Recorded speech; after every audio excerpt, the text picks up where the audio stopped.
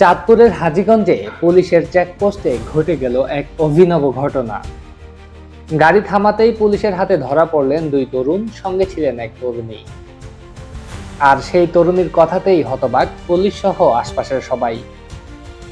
তিনি সোজা সাপটা বলেন, আমি মদ খাই, আমার লাইসেন্স আছে, তাই খেতে নেই মানা। 22 বছর বয়সী সেই তরুণীর নাম ঝুটকি। নারায়ণগঞ্জের সোনারগাঁয়ের টালকাকান্দা গ্রামের মেয়ে।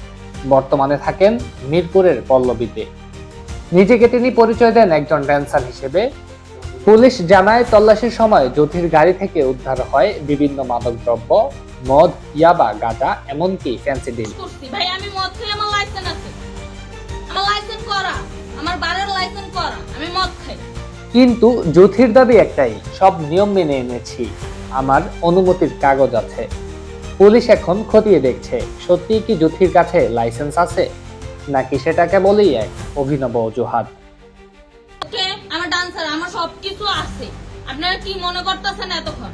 আপনাদের সাথে আইসা কথা বলতেছে, আপনারা আইসা কথা বলতেছে।